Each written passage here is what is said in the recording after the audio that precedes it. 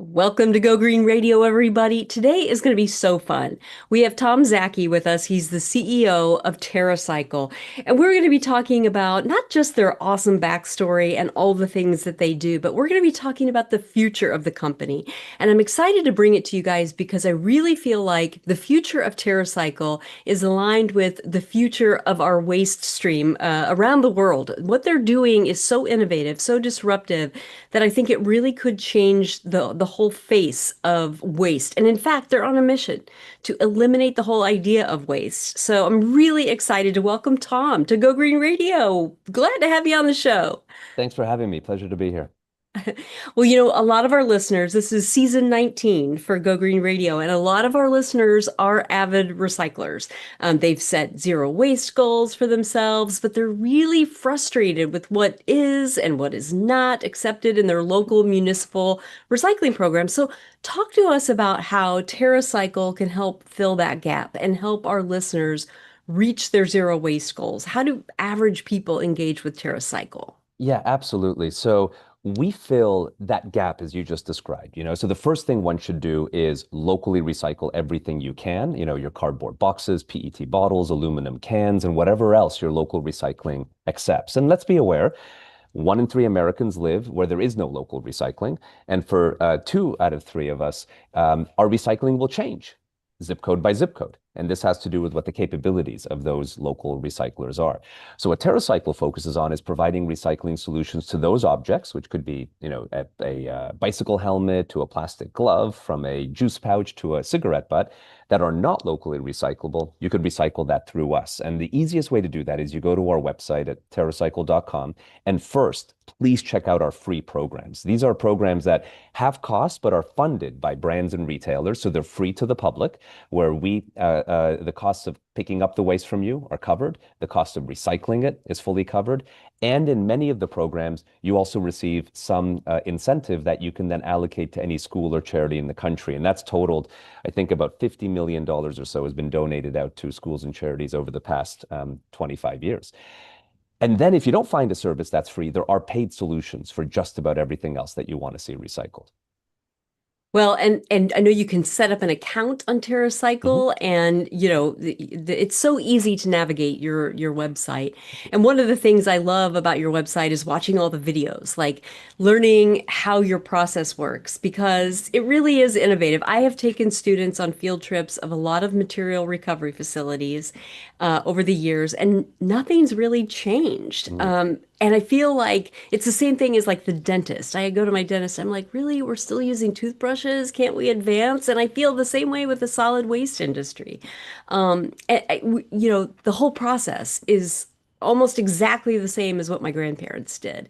And so I love the fact that TerraCycle is doing in a profitable way what the solid waste industry says is too hard. Talk to us about Yeah. how your company does things differently from the way our local municipal solid waste system works. You touch on a lot of things around why 25 years ago I got very fascinated with the waste industry because sort of zooming out, if you will, to zoom in to answer your question, waste is a topic that's filled with so many anomalies and is also then very purposeful to solve, which is why it's been so attractive to me. Some interesting anomalies is that first, I mean, you mentioned our grandparents, waste was really only invented 75 years ago. If we were you and I talking to each other, say in the 1940s, we would be sitting on a chair made from wood, maybe some metal bits. Our clothing would be all natural materials, cotton, wool, maybe some silk or whatever. If we were eating lunch, maybe it's, all in its own natural packaging, like the peel of a banana, the skin of an apple. Today, both you and I are sitting on amazing chairs, but that are made from synthetic materials. Our clothing is 60% chance polyester, nylon, other synthetics. And if we're eating food, it's probably came to us and is potentially packaged in all sorts of, again, very exciting advanced materials that nature unfortunately has no systems for. And then we today consume 10 times more stuff than we did back then. And that's the recipe for waste. It is also, and this will answer the question on why some things are recyclable and not, is that the economics of waste are very odd. It's the only material in the world that we are willing to pay to get rid of. And actually, that is the legal definition of garbage in some countries. Like in Japan, you ask, when is an object, not a product, but waste, and then governed by the rules and regulations of waste, it's when you are willing to pay to get rid of it. That's the moment it shifts. And that actually then crosses really well into what drives recyclability, because we many times perceive recycling as a public service, like medicine, right? And in medicine, the idea is that if the cure exists, you should hope to have it administered. Um, but if it doesn't, then you're going to hope for an R&D breakthrough, that it's invented, and then you would get the cure. And many times that's how we look at recycling. We say, well, a cardboard box is recyclable because it can be, but a toothbrush is not recyclable because it cannot be. It's hard to do. And the reality is somewhat different. Garbage companies are all for-profit companies. They're there to serve their shareholders, and they will then only provide recycling solutions to the things that are profitable to recycle, where the cost of collecting and processing it is less than what you can sell the output material for, such as corrugate, like paper or plastics of certain kinds. Inversely, 95% of the objects we consume are not recyclable, not because they can't be, but because they cost more to collect and process than the outputs are worth. And extreme examples would be like a dirty diaper or a cigarette butt, right? It costs a lot to collect and process this stuff, and the value is pretty low of the outputs. And that's the TerraCycle idea, is we focus on those non-profitable waste streams. And our solution, I mean, yes, there's R&D and all this work to figure it out, but the real key is making sure there's a business model around it. And once we figured out someone willing to pay to see something recycled, then we can very much set up that particular supply chain. Amazing. I mean, the economics of recycling is something that we even talk with high school students about Yeah. so that they understand, why we have this system in place. And I go back to my first recollection of becoming aware of TerraCycle. I saw a box in a school. I have a nonprofit organization called the Go Green Initiative. My listeners know this. I talk about it all the time because it is my passion, just like your company is yours. And we have been working in K through 12 public schools across the US since 2002. And the teachers and the students were so excited to have that box because previously they'd had to put pens and dry erase markers and things like that into the trash, and they knew where it was going to go, and they were so uncomfortable with it. And so they really celebrated the freedom of being able to send those items to you guys and know that you were going to recycle them. Yeah. Talk to us about how, like, schools, churches, and Yeah. other organizations can work with TerraCycle. Absolutely. And this is a real cornerstone for how TerraCycle functions, is working with public locations, places of worship, educational facilities, all sorts of different places, libraries, police stations, so on and so forth. If we all go somewhere to congregate during the day, adults probably at work, kids probably at school, and then we have all sorts of other places we hang out sporadically. These places are great public locations to have folks drop off waste that is interesting to that location. And the right way to do it is just go to our site and check out all the absolutely free programs that exist. There's hundreds of them that are all funded by great brands who are voluntarily choosing to take responsibility over that waste stream. And it's super simple. You just sign up, put out any box you wish, and then start filling it with the waste stream or waste streams that you have signed up for. Then, when it's full, you just go back to our site, request a free shipping label, throw that into either FedEx or UPS, whichever you prefer. And then when we receive it, we check it in, recycle everything inside. And then in many programs, you'll see these incentives where you can earn points that are fully redeemable for money to your favorite school or charity. So if you're, collecting at your, local elementary school, that school can earn money. Or if it doesn't need the money, it could maybe donate it to their favorite charity or organization in the country. And this has been a great vehicle to be able to get folks engaged in recycling what they cannot locally recycle and do something nice for society, near them or whatever they may care about. I love that. I love it. And it really is just that simple. I mean, Yeah, your website makes it so simple. Now, I got to ask, what about local governments? Because I know, yeah, in most cases, cities engage in a franchise agreement with a waste hauling company for that's pickup, right. recycling, composting for their residents. And then the items that are deemed recyclable or compostable are largely driven by what the waste hauler can sell, as you That's mentioned. right. What if there's a local city council member out there or a city manager who's watching, and they want more for their city? Can Yeah. a local government engage with TerraCycle to recycle things that their local waste hauler can't find a market for? Oh, absolutely. And we do this in quite a scale across a whole range of opportunities. So it could be as simple as today, I think just in North America alone, we work with, I believe, a few thousand cities, from large ones like the city of Toronto and New York, all the way to small, tiny villages, on doing things like citywide cigarette recycling, which is, again, a free program in both the US and Canada, all the way to all sorts of other waste streams that might be interesting at a city level, because a city has the city itself. So cigarettes are a good one because they're the most littered waste stream in America today. So collecting, where there's high traffic areas and high consumption of that product. We're also, just as we speak, rolling out a national vape recycling program, which is really important because if you today collect vapes, so schools might confiscate them, airports might take them away. Vapes are e-waste with lithium batteries inside and hold nicotine. So they're a whole, headache from a disposal point of view. And otherwise, you would have to pay a fortune to hazardously dispose them. Through TerraCycle, you can actually pay less and have them fully recycled. So there's lots of options at that level. But then there's also cities have all sorts of public buildings, your public library, your, fire station, police station, all sorts of other sort of city infrastructure.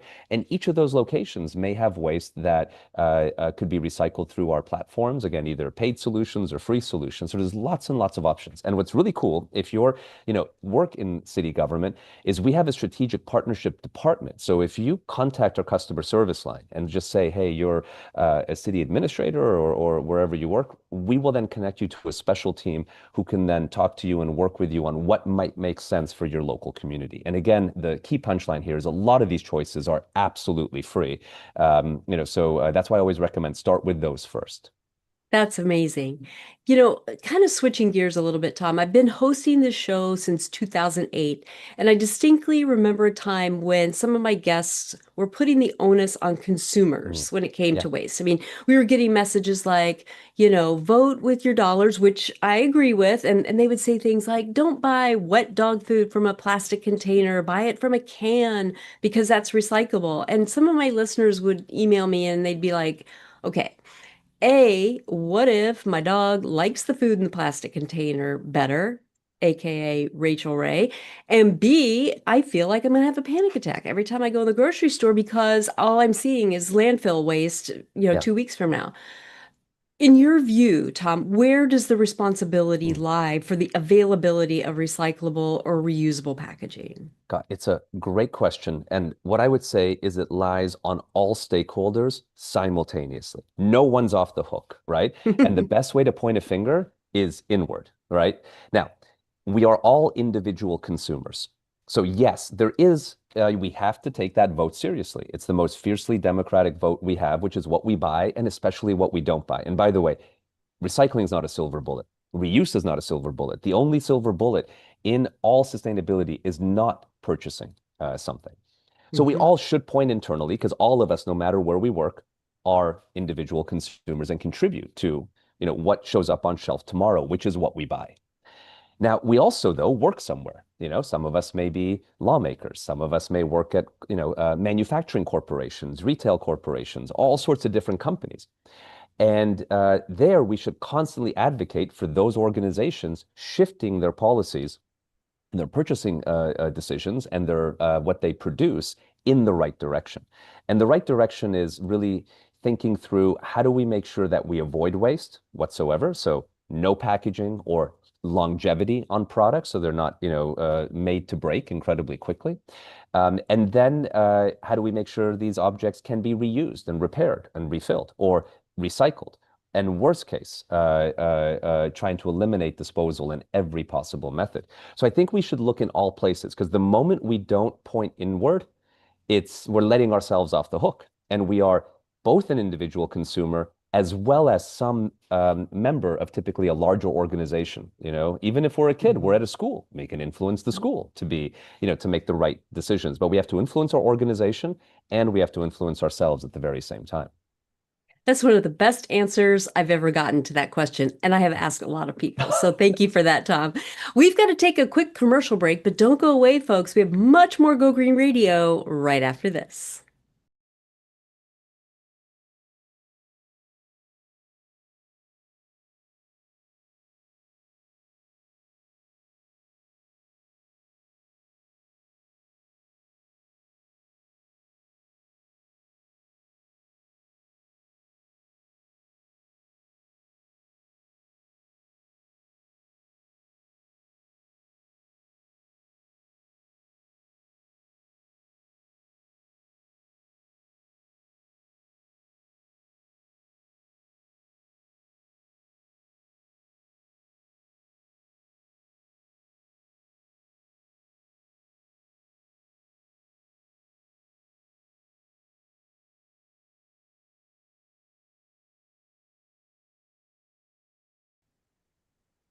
Welcome back to Go Green Radio, everybody. I'm so glad that you tuned in. We are having a ball today because we have Tom Szaky with us. He's the founder and CEO of TerraCycle, and I'm such a big fan of the company and what they do, and I'm really excited about what they are going to do. And we'll be talking about that in a little bit. But Tom, first, I want to talk to you about how you quantify the success of your company from a waste perspective. How much stuff have you kept out of the waste stream, and how does that translate into environmental benefits? Absolutely. So we are a mission-driven business, which means we care about three different major stakeholders: profit, planet, and people. So profit, and we look at profit a little differently. We are a for-profit business because it is easier to raise capital, grow, govern, and really do this on a global basis.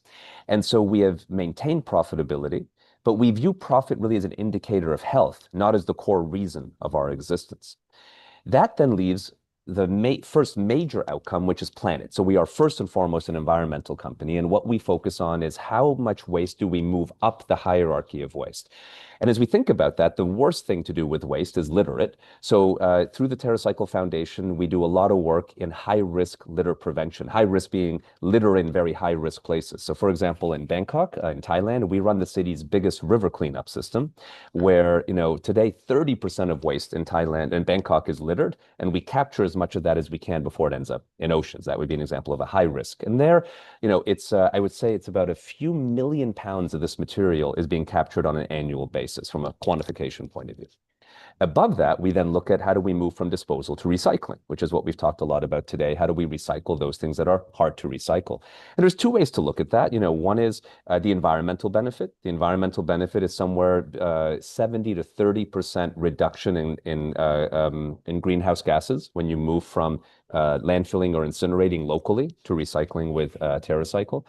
And then the volume, you could look at it as a numeric basis, like we're about to celebrate our billionth cigarette butt collected and recycled, or our, I think, half a billionth coffee capsule collected and recycled. Another way to look at it is what percent of a product's production are we getting back? And some of our programs might be modest, but some that have grown and flourished. We collect back, for example, in Canada, 30% of Nespresso capsules that are produced come back. Or in the UK, 15% of pharmaceutical blister packs that are sold in major pharmacies, and many other such examples. Then from there, we think about how do we move from recycling to reuse, which saves another, call it 40, 50% on climate change type gases like greenhouse gases.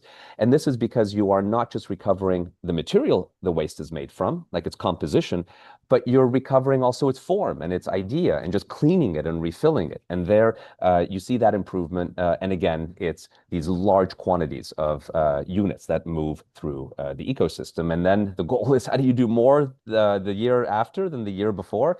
And relatively one way you can say these are all great big numbers, but I would also say there's a very long way to go, because the waste issue is just so catastrophically big. And it's getting bigger every day. Every day we produce more garbage and recycle less. That's a fact. I hate to admit this, but I was up at 5:30 this morning crunching numbers. I was doing my favorite verb, spreadsheeting, Mm. on some waste and recycling percentages in some of the communities that we serve and looking at the impact of some of our recycling outreach programs. It was good, but still sobering to still see so much waste. I want to let you know something. I know somebody who is going to be very interested in this next question because his company is the official recycling partner of the Buffalo Bills, Mm. and he's on my board.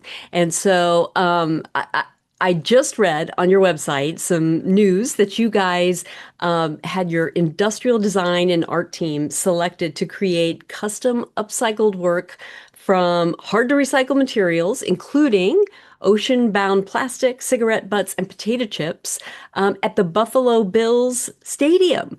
Yeah. And I'm not sure that our listeners know about your industrial design and art Mm. team. I'd love for you to tell us more about this project because I know that my board member is listening and will be very interested, but also about some of the other industrial Yeah. design and art services. So we look at there's three ways to circulize, if you will, or circulate waste, right? And you've heard already the term recycling and reuse, but there's a middle one, upcycling. And so the simple way to think about these three terms is if you take an object and you break it into three concepts. One is the composition of an object. What is it made from? So if I have a cup, it would be made from plastic. Their recycling valorizes the composition. But the object is not just plastic granules in my hand, it has a form, right? And it's shaped as a cup. And that also costs money to produce.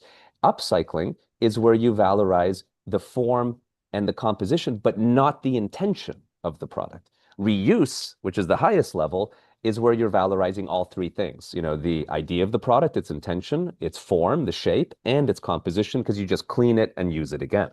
So our industrial design team really focuses on that middle vector, the upcycling vector, where they come up with the most amazing upcycled developments. And upcycled developments could be mass production. So it could be making 1 million backpacks from sewn together juice pouches, as we have, and selling them at Walmart, all the way to, like the Buffalo Bills example, these beautiful artistic deployments. Even our offices all over the world, every detail of them is made from upcycled waste. And we've had the privilege of working with amazing organizations like the Buffalo Bills all the way to the Super Bowl. We've even made every Olympic podium since the Tokyo Olympic Games in this fashion. In Tokyo, it was waste collected by the Japanese public to make their podium. In France, for example, for the Paris Games, which just happened, it was waste collected from the canals and rivers in the spirit of cleaning up the rivers so that the triathletes and others could swim in them. But what I love about upcycling, and this, effectively, it's like our industrial art department, is it really shows the waste. Sometimes when you look at a recycled object, it takes a leap to understand that that's made from plastic gloves and cigarette butts and this, that, and the other. But when it's upcycled, it's really staring you in the face, and you really get a good sense of what it's all about. It's why we make all of our offices from upcycled waste, because you're just living inside the concept of that waste doesn't have to be wasted. I love it. And really some of the pieces that I've seen that your team has created are just remarkably beautiful. And you Yeah, think that yeah, seems like such an oxymoron, beautiful waste, but yeah. it really speaks to the soul in a deep way to see some of those pieces. You mentioned all the some of the partnerships that you have, and I mean, your company is one of the most incredible collaborators I've ever seen. And I'd love to give you a chance to talk about some of the organizations you've partnered with to advocate for a circular economy, and Yeah. what would you consider some of the wins for TerraCycle in the advocacy arena? Yeah, absolutely. So while we don't lobby, we have the privilege of being brought in as subject matter experts constantly in these discussions around circular economy regulation and legislation. And that could be at a local level. A lot of times cities bring us in to advise them on regulations they're thinking about, state level, federal level, all the way to the global level, where we are, official observers at the United Nations Plastic Treaty work, all the way to co-chair the World Economic Forum's reuse work stream, and many other discussions. And what I would say is that it's really important regulation and regulation moving in the right direction, because in voluntary systems, there's only so much that will happen, right? Because a voluntary system, like for us, for example, to go to a brand and say, hey, please fund the recycling of your waste, they'll do it if they can see some form of benefit to their brand, right? And that's usually how that sort of thing works. If a brand is sponsoring the Ocean Conservancy, they're doing it because it's somehow paying back and getting them more market share or more brand love or whatever it may be. And there's a limit to that at some point. And so mandatory action, which is really the domain of regulation, and maybe also subsidizing that action, is incredibly valuable. Now, you've asked about wins. I would say one great example is in France. We've been able to work with the local French federal government, where they have enacted such strict reuse regulations that reuse has now really flourished. So they have mandated, for example, that supermarkets must dedicate 10% of their floor space to reuse by 2027, which is just next year, and producing really substantial fiscal subsidies to help offset the cost of scaling reuse because it has to compete against single-use consumption.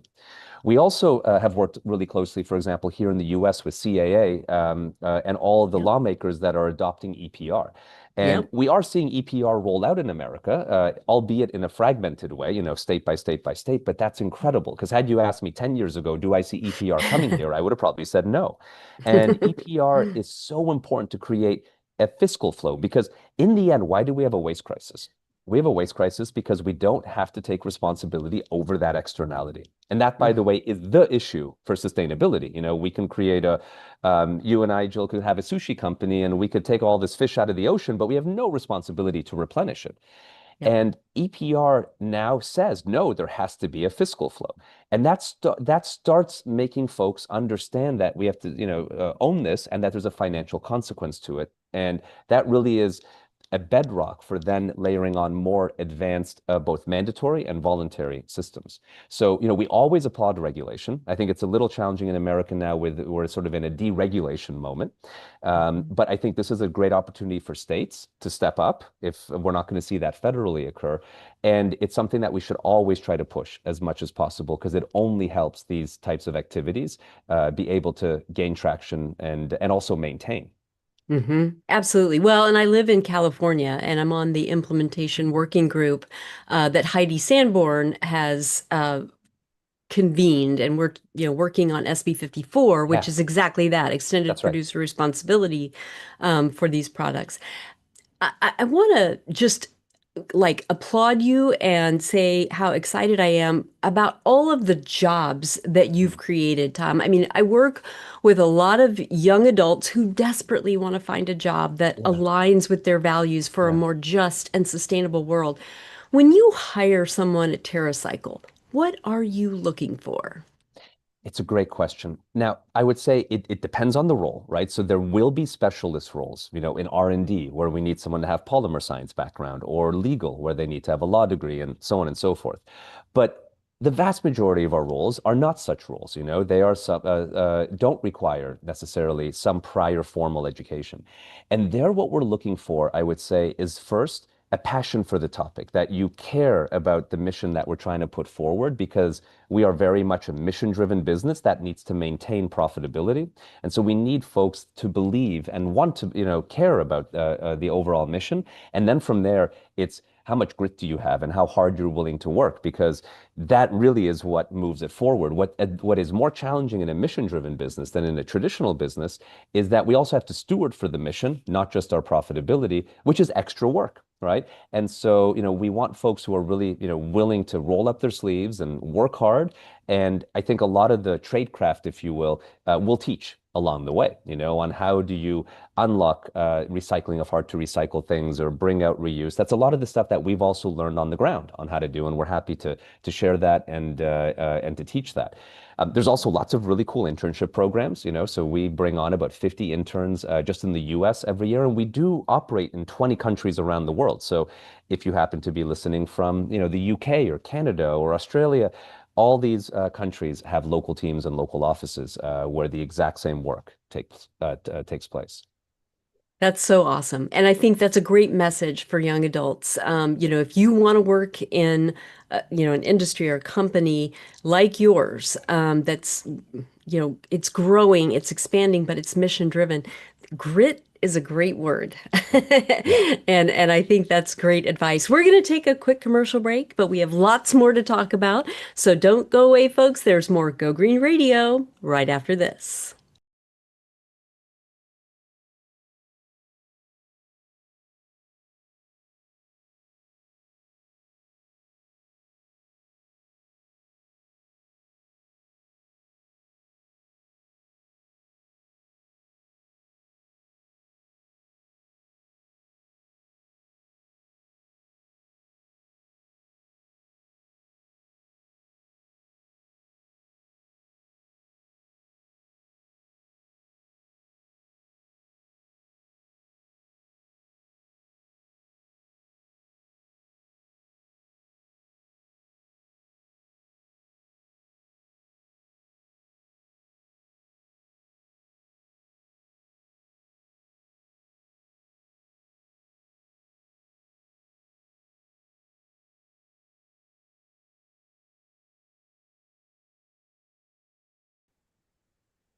Welcome back to Go Green Radio, everybody. We're having so much fun. We have Tom Szaky, who's the founder and CEO of TerraCycle, on with us.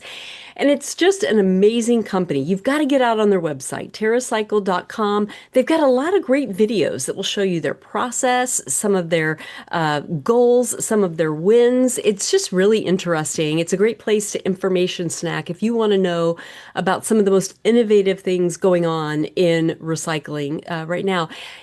Tom, one of the things that I understand about your future focus is that you're looking to attract some investors. You've got some great plans to expand. And one of the things that folks may want to know is that you can legally guarantee that you recycle the waste Yes. that is sent to you. And I want you to talk to us about your audit process. How do we know, that everything is on the up and up? Yeah, absolutely. So I think there's two questions, right? So I'll talk about the first one first, which is our legal guarantee for full recycling. How does that work? Because that's pretty special and different than traditional recycling. And then what does our entire track and trace auditability look like? So first and foremost, on the guarantee to recycle, why is this different? Most recycling companies, as we mentioned earlier in the discussion, focus on recycling what they can make money at, where it's the objects that where the cost to collect and process is lower than what you can sell those outputs for.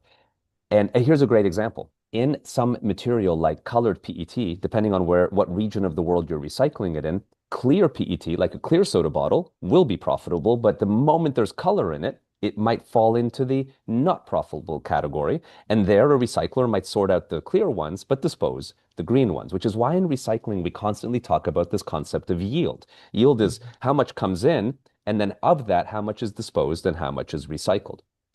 At TerraCycle, we are intrinsically focusing on those waste streams that cost more to collect and process than the results are worth. And this is the beauty of our model. As a result, we're not dependent on raw material output prices. So if we were be dependent on that, we would be saying, well, we're not going to take this and we're going to take that. But if we're not dependent on output raw material values, that is just a subsidy on the total cost of our system. And so what we do when we collect in waste, we're not waiting for a certain price of a material to be hit. We are saying, what can the market afford that this output is purchased for? So we might say recycle chip bags into automotive parts. We'll just call those manufacturers and say, what would you pay for this? And that then sets the price for the entire process and allows us to always be profitably recycling things that intrinsically don't have economic value in them. And that then allows us to pass forward a recycling guarantee. Now, the things that we don't recycle, that the guarantee doesn't extend to, if you're, say, collecting and recycling plastic gloves with us, if you put in something that is not a plastic glove, well, that won't be recycled, and residual content. So if you're recycling, say, toothpaste tubes, we will, in the process of recycling them, wash off the residual toothpaste that might be, in there. And to give a sense of volume of this, about 1.7% of our input is contamination, which is quite low, but it's still 1.7%. And if there is material like cosmetic waste or oral care waste or any sort of food packaging that has residual food or content residue, that's about 2% of the weight of the input. Now, from there, right, we own some of our supply chain. We outsource some of our supply chain. So we put a lot of effort and resource into auditing the supply chain. We work annually with Bureau Veritas, which is a major auditing company who since 2021 has annually been auditing our supply chain successfully. Our operations team is always out in the field, doing audits and checking out what's going on.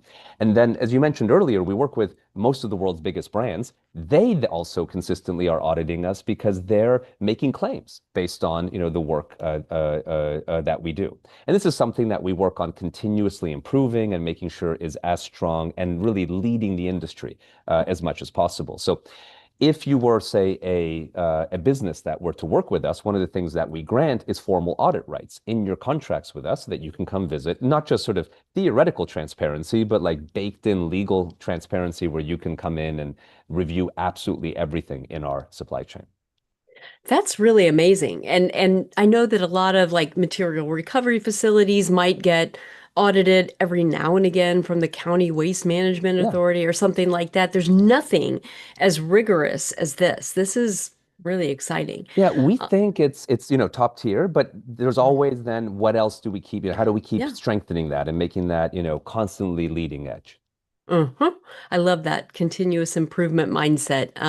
You're leading from the front, and that's Yeah. really an amazing thing about TerraCycle. It's like part of your fabric.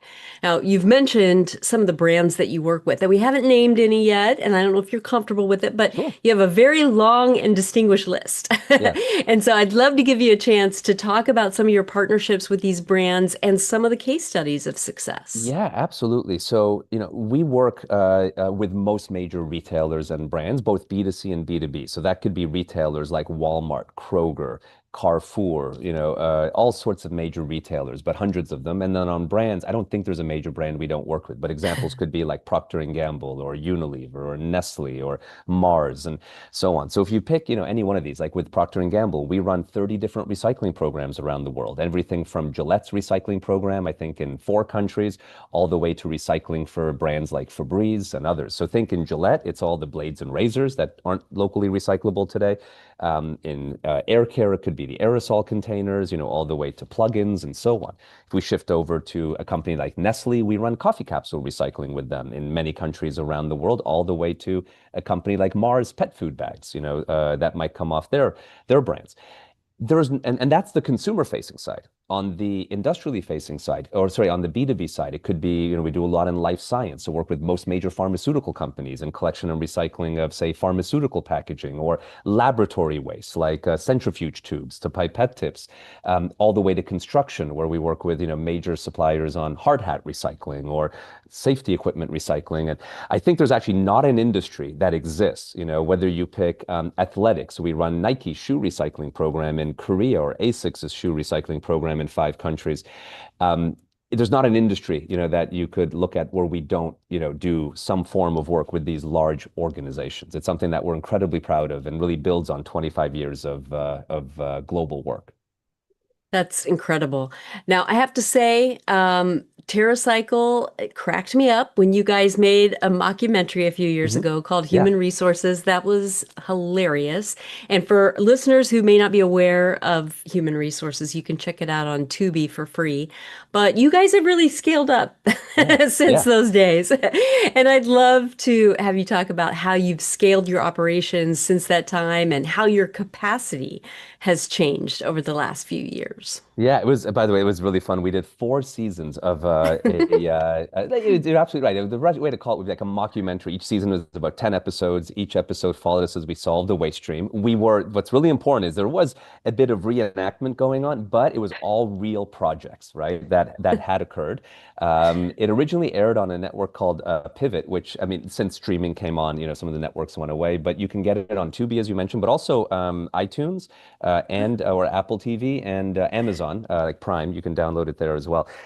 But that was, 10 years ago. And we were Yeah. honestly a tenth of the size. Today we're about 500 team members, just under 100 million in revenue. And we have brought real scale and sophistication, to what we do. Some examples of, some of this is we run, for example, most of Maine's EPR system for e-waste, all the way to, major developments in universal waste like light bulbs, batteries, really complicated things that have a lot of regulations on how do we collect and recycle them. Since that sort of, 10 years ago in the TV show time, we've also now created the world's largest reuse platform, which is really thriving in Europe, especially in France. And so we keep investing as much as we can in how do we really further the idea of eliminating the concept of waste. I love it. I know that you guys have kind of diversified your business Mhm. lines into what I believe are three Yes. programs, commercial recycling, and direct e-commerce zero waste boxes. And I'd love to give you a chance to talk to potential investors out Yeah. there about how this diversification helps support your company's stability and Yes. resilience. Yeah, absolutely. And if, just you are interested in investing in TerraCycle, there is a website that you should certainly check out, invest.terracycle.com. And before you make any investment, we do report for our US division all of our financials now, I think for close to 5 years to the Securities Exchange Commission. Those are all available for full download. So you get full transparency into the organization, as you would expect from a public company, even though we are not public yet. And so, as you mentioned, yes, we have 3 different segments, and they all might seem very different, but they all come together from a recycling point of view. So we have programs. Programs are our segment that focuses on partnering with brands and retailers. Typically, that results in free services to the public. So when you look at one of our free programs, that would sit in the program division. And that also has both B2C, so consumer-facing examples, and B2B, more industrially facing examples. And it's in fact about half and half. People think we're typically more B2C and we're more half and half. Now, that fuels our direct segment. Our direct segment is where people can go onto our website and directly purchase our recycling solutions, whether for their homes all the way to their businesses. And what's great is, by running these big, famous recycling programs with the world's biggest brands, they help create a lot of attention to our direct segment. And then finally, an area we've done a lot of investment in. We've acquired three companies. In fact, in just a few days, we're going to be announcing our fourth acquisition. That's all been in our commercial segment. That is really steeped in high regulatory environments where we're collecting and recycling, things from electronic waste to batteries, light bulbs, all sorts of things that require strong permits for transportation and processing and bring a lot of sort of infrastructure capacity to us. And these all come together so that we can really come to an organization and offer just about anything with the exception of disposal services or traditional local recycling. It's only two things that we don't do. We're not going to landfill your waste or incinerate it, and we're not going to offer recycling for things that you could just normally locally recycle. And what's really cool is that's in the US. If we zoom out globally, we have our fourth segment, which is our reuse segment, which while it's not live today in the US, it is flourishing and making wonderful traction in the European market. And we're going to talk more about that in a little bit because I'm very interested in that program. So we will touch on that for sure. Um, for our listeners who really believe in what you're doing and want to support you and TerraCycle, Tom, tell us in your own view why TerraCycle is a great investment. Well, I'd say it this way, right? So we started raising capital from the public market through what's called a Reg A investment offering. This allows for non-accredited investors to be able to invest in companies before they are public companies. And we did that for the first time between 2018 and 2020. And there we raised $19 million from investors.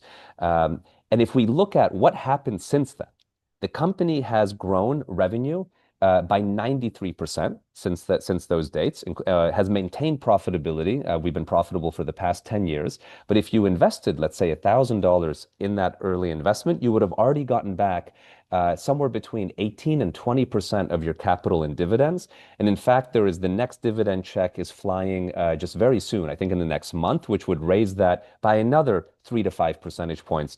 So, if you invested a buck, you'd, already gotten back after that dividend check, called it about 25 cents, which is very rare for a pre-public company to offer yearly dividends. And we've paid yearly dividends every year. And the company itself has grown. So, we're very proud of the way we have stewarded investors, especially, through this crowdfunding campaign, which is why last year in Q4, we raised another 5 million through this type of crowdfunding platform. In fact, I think we were the first or second best performing crowdfunding campaign in America during that time period. And we just launched a month ago a $75 million capital raise, which is doing great. And again, if any of this is of interest, please don't just invest. Please check out that invest.terracycle.com website. There's a lot of information you can get there, and you can especially go into all the public filings for all of our financials. So you can really see, effectively look under the hood, if you will. And I really encourage anyone to do that before you make any investment decisions. And then, in the future, our goal is to continue to grow, both through acquisitions. As we mentioned, we've completed 4 very successful acquisitions in our commercial sector, but we'll be announcing another one in a matter of days and then hope to keep doing them. And through organic growth, as our company just naturally grows and offers more recycling services and grows those to become larger and bigger contributors to our overall profitability. Your transparency and almost your fervor for, showing people proof of your success and of the authenticity of your process and your results is so refreshing. A lot of us have felt a little jaded by corporate America over the years, and you're really offering something that I think is going to be appealing to folks who are looking for a brand that they can trust, feel great about, brag to their friends and family about, and really feel like they're part of a winning team. We are going to take a quick commercial break, but when we come back, we're going to ask Tom to look into his crystal ball a little bit. We're going to talk about a few other programs. So we still have a lot to cover. Don't go away, folks. There's more Go Green Radio right after this.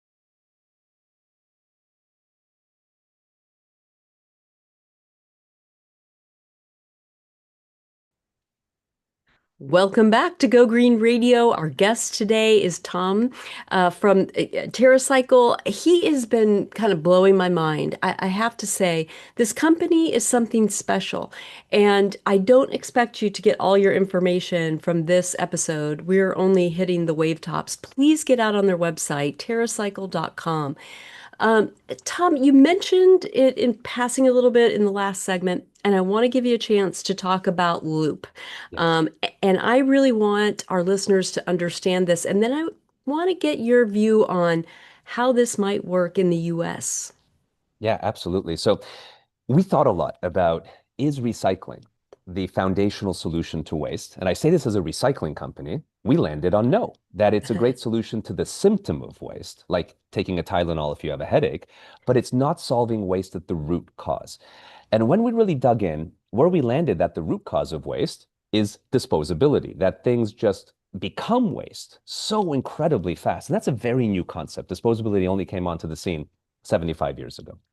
And so, in a spirit to how do we go deeper, we've made the biggest investment in our entire history, so far about $50 million. So, for a company our size, that is a massive investment into really furthering reuse. And we did that through a platform we launched called Loop.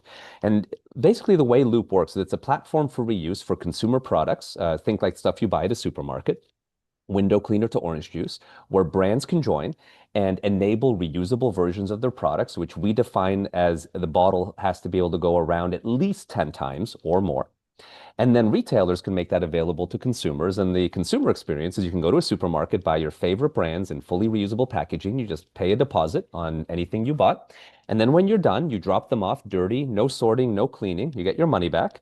And then we, as the waste management function of reuse, Loop collects them, sorts them, cleans them, and then it goes back to the manufacturer who refills them and right back on shelf. And this may sound familiar. It's exactly how beverage containers used to function up until about the 1950s.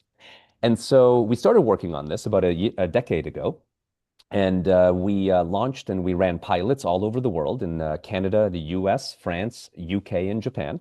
And it was an interesting, ride. We were able to partner with 200 of the world's biggest consumer product brands, 40 major retailers, all the biggest and best. And the tough news is that we were not able to get out a pilot in Canada, UK, US, and Japan. The silver lining is Loop has now become the biggest reuse platform in France, where today it's industrially scaled. It's certainly not a pilot anymore. It's in about 700 stores. It's shipping 400 different products from Coca-Cola to Nutella. I mean, world's biggest brands in fully reusable packaging. And in many cases, it's even cheaper for consumers than the disposable alternative. And so what we learned in this journey, because it's both a journey of success in France, but also failure. We weren't able to really make it work in North America, is two things. One is the role of regulation.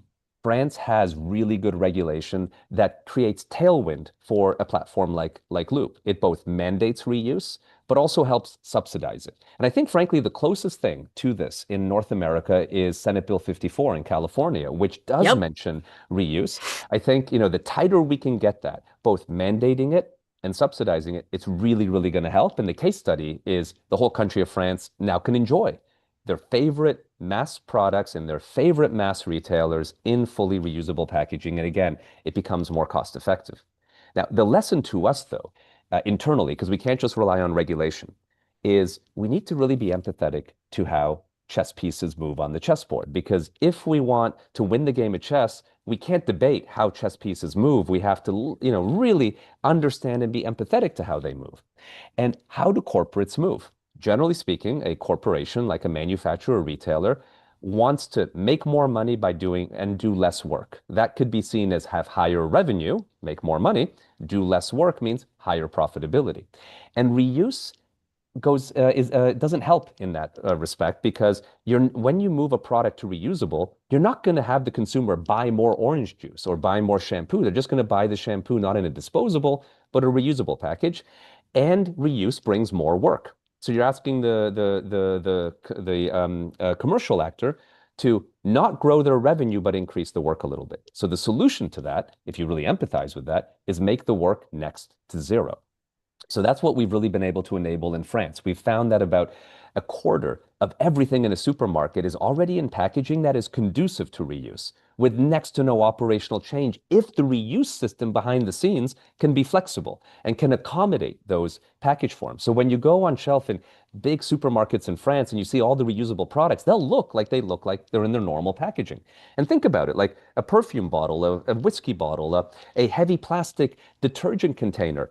Those are already durable enough to be cleaned and refilled 10 times or more. And the beauty is that it actually becomes cheaper because you're not having to buy those expensive packages anymore. You're substituting the cost of purchasing those packages with just the cost of collection, sorting, and some washing.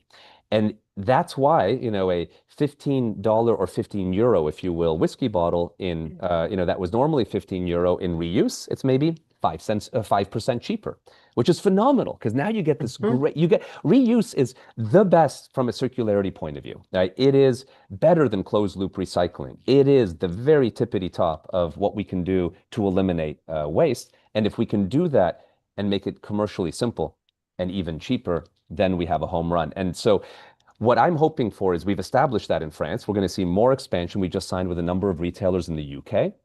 Mhm. And my hope is that we just actually talked to a whole group from the US who came out to Paris last week, all the sort of big NGOs in this space, as you can imagine, from the Ocean Conservancy to others who are really championing this. They were just out in Paris with us last week. They're now seeing it in the flesh that it's not academic, it's industrially scaled. And my hope is that in the coming years we can bring that learning and start deploying, say at minimum in California, but at maximum at a federal level. I mean, why not? And so we hope that'll be Absolutely. certainly the case. Let me ask you this. Well, and you don't have to answer, but you mentioned CAA Yes, earlier, and I was hoping they've seen this because they're the ones that are organizing a lot of the they are. PROs. Yeah. And so, I want them to get as excited as I Well, am I'll right tell you now. something really, really fun on that. The reuse team at CAA are both, two of them are, the team is two folks, and they're both former Loop team members. Awesome. How fun is Okay. that? That is fun. That is fun. And actually, I was just on a meeting, last, I think a couple 3 days ago, and of the implementation working group for SB Yeah, 54. And I'm going to go back to them and talk about this story. They may want to hear from you. So put a anytime. pin in that. Yeah, But I'm very excited about Loop, and I hope that you continue to see the kind of success and learn the kind of lessons that can help you uh, onshore it, yes. so to Yeah, we're speak. working very hard on that, and it's our biggest investment and will continue to be. And my dream is to bring it here so I can enjoy it myself. Absolutely. I can totally understand the pride that would, give you. I want to give you a chance to look into your crystal ball, Tom, Mhm. because I just feel like, you're such an exciting business leader to talk with, and I can only imagine what's going on between your ears. Um, and I want you to tell us if all of your plans come to fruition. You don't have to tell us all of your plans, because, I want you to be number one, and succeed. But if your plans come to fruition, how will TerraCycle be different 10 years from now? And caveat to that, how will the world's waste system be Yeah. different 10 years from now as a result of your work if your plans come to fruition? Yeah, it's a great question. We've always viewed ourselves as sort of like the Google of waste. We want to show that waste, which is objectively, measurably, the least innovative industry per dollar of revenue it enjoys, we want to show that it can be fiercely innovative and in a very purposeful direction, on effectively how do we solve for the concept of waste. Now, that may seem as a big, hairy idea, but let's remember waste is only 75 years old as a concept altogether. And so my hope is as we continue to grow, and that's why it's so important to show that we can do this in a for-profit context, not a non-profit context, because it will spur competition. And it will spur other companies to, go in a similar direction. When we launched Loop, there was very little in the reuse landscape, and there was this whole ecosystem of companies that emerged looking at the work we did and competing. And I think that's absolutely fantastic. My hope, and whether it's a decade from now or a few decades from now, but I really hope in my lifetime, I see that there is a potential for us to escape this massive trajectory of garbage, that we're on today. I don't think in my lifetime we'll wake up and be like, the concept of garbage is gone because it is so challenged and it is so foundationally economically challenged that it's going to be a lot of cost to deal with it, right? But I hope that we can have the hope that there is a path to eliminate the idea and that our work furthers that and other people who are inspired by it further it because it's something that we do have to end. It is not a natural concept. It should not exist. It hasn't been with humanity for most of humanity. I really hope one day we wake up and it was like, what an anomaly that weird garbage moment was that we lived through at some point in our history. Tom, I want to give you 20 seconds, 30 seconds at the most to give us some parting thoughts. What would you like to leave our listeners with? I think it's what you had asked about earlier. What can we do? And I think that we all have this tremendous power and we are exercising it whether we know it or not, right? We need to influence the way we live because this entire idea of hyper disposable consumption, we voted in as people just recently. Let's vote it out. Mhm. But then we can't just do that as individuals. Let's make sure we influence anywhere we can influence. We can influence the organizations we work in, and then we have the Excellent. privilege once in a while to vote and influence the political landscape. And please raise your voice, use your dollar because you're doing it anyway. Silence is a vote, and no matter how you spend money, it is a vote. And so I think let's take that seriously and exercise that because enough of us who go in the right direction will be able to create a change. And where we've seen change occur, it's been because that exactly has happened. Perfectly said. Thank you so much for joining us, Tom. And thanks to all of our listeners for joining as well. We'll be here same time, same place next week with more Go Green Radio. Until then, have a wonderful week and do something in your life to go green.